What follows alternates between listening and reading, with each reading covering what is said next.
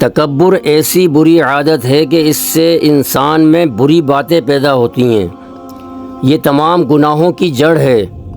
شیطان کے مردود ہونے کی وجہ یہی تھی کہ اس نے اپنے آپ کو آدم علیہ السلام سے افضل سمجھا، اس لیے باوجود حکم خداوندی کے سجدہ آدم سے انکار کیا۔ اسی نے تو یہ کہا تھا کہ خلقتنی من نار و خلقتہ من طین، کہ تو نے مجھ کو آگ سے پیدا کیا اور آدم کو مٹی سے، میں بڑا ہوں یہ چھوٹا ہے۔ انسان جو بڑا بننا چاہتا ہے تو ذرا اپنی حقیقت کو تو دیکھے۔ ایک بزرگ کے سامنے ایک شخص اکڑتا ہوا گزرا، انہوں نے اس کو نصیحت کی۔ اس نے کہا تم مجھے نہیں جانتے میں کون ہوں؟ وہ بزرگ بولے ہاں جانتا ہوں، پہلے تو ایک نطفہ ناپاک تھا اور آخر میں سڑا ہوا مردار ہو جائے گا، اور موجودہ حالت یہ ہے کہ تیرے اندر پاخانہ بھرا ہوا ہے۔ تو ہماری عجیب حالت ہے، اگر ہمارے پیٹ میں سوراخ ہوتا جس سے ہر وقت پاخانہ بہتا یا اس میں ہر وقت بدبو آیا کرتی تو کوئی ہمیں اپنے پاس بھی نہ بیٹھنے دیتا، لیکن اللہ تعالیٰ نے اپنے فضل سے ایسا چھپا دیا ہے کہ دوسرے کا ذہن تک نہیں جاتا، ورنہ ہماری کیا حالت ہوتی۔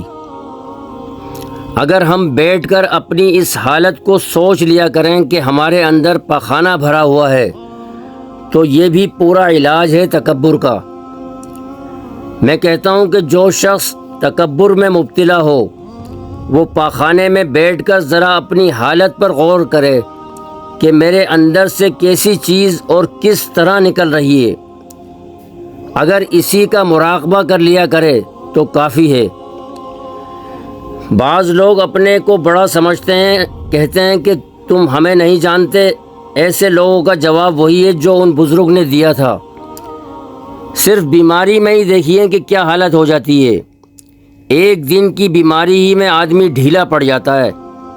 اگر کسی کو اپنے حسن و جمال پر ناز ہو اور چیچک نکل آئے تو اب اس سے پوچھئے کہ اب کہاں گیا وہ حسن و جمال اور کمال۔ بعض عالموں کو دیکھا ہے کہ وہ علوم کے بڑے ماہر تھے، ان کو ایسی بیماری لاحق ہوئی کہ الحمد شریف بھی یاد نہ رہی۔ انسان کس کام پر فخر کرے؟ اونٹ جب تک پہاڑ کے نیچے سے نہیں نکلتا اپنے آپ کو خدا جانے کیا سمجھتا ہے کہ مجھ سے زیادہ کوئی اونچا نہیں، بس میں ہی ہوں جو کچھ ہوں۔ اسی طرح لوگوں نے دنیا میں اپنے سے بڑوں کو نہیں دیکھا، اس لیے تکبر کرتے ہیں۔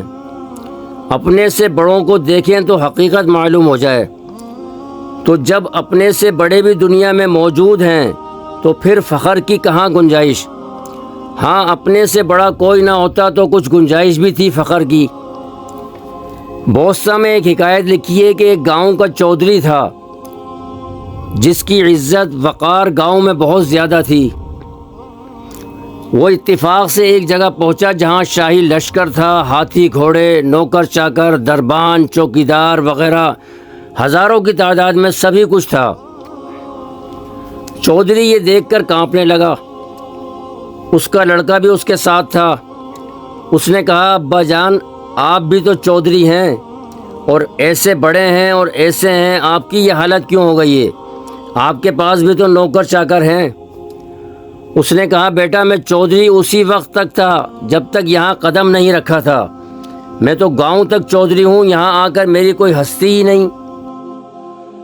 اسی طرح شیخ شیرازی رحمۃ اللہ علیہ فرماتے ہیں کہ پانی کا قطرہ اوپر سے ابر میں سے چلا اور اپنے کو سمجھ رہا تھا کہ انا کذا و انا کذا، کہ میں ایسا ہوں، حسین و جمیل ہوں، منور ہوں، چمک دمک رکھتا ہوں، پاک کرنے کی صلاحیت رکھتا ہوں، غرض اپنے کمال پر ناز کر رہا تھا۔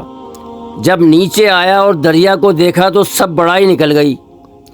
اب وہی قطرہ کہتا ہے کہ جس جگہ دریا جیسا کثیر پانی موجود ہو تو میری کیا ہستی ہے؟ جب وہ ہے تو حقیقت یہ ہے کہ میں تو گویا ہوں ہی نہیں۔ بوسہ میں ایک اور حکایت لکھی ہے کہ جگنو سے کسی نے پوچھا کہ یار تم رات میں تو نظر آتے ہو، دن میں کہاں رہتے ہو؟ اس نے جواب دیا کہ میں دن اور رات صحرا ہی میں رہتا ہوں، میں کہیں چلا نہیں جاتا، مگر آفتاب کے سامنے مٹ جاتا ہوں۔ تو اصل مرض اپنے کو بڑا سمجھنا ہے۔ دنیا میں 3 چیزیں ایسی ہیں جن پر آدمی بڑائی کر سکتا ہے: مال، دوسرے جمال، تیسرے کمال۔ بس یہ 3 چیزیں ہیں بڑائی کی۔ سو مال پر تو کیا بڑائی، کسی چور کو ذرا ہمت ہو جائے، ایک دن میں سارا مال و اسباب گاڑیوں میں لاد کر لے جائے تو صفایا ہو گیا۔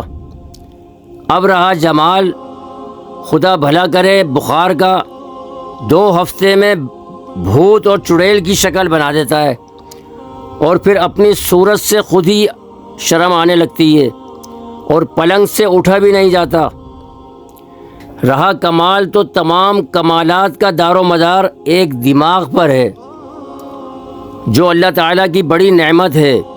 اگر دماغ پر کوئی آفت آ جائے یا اس میں خلل آ جائے تو لیجئے وہ بھی گیا۔ یہ حشر ہے بڑائی کا۔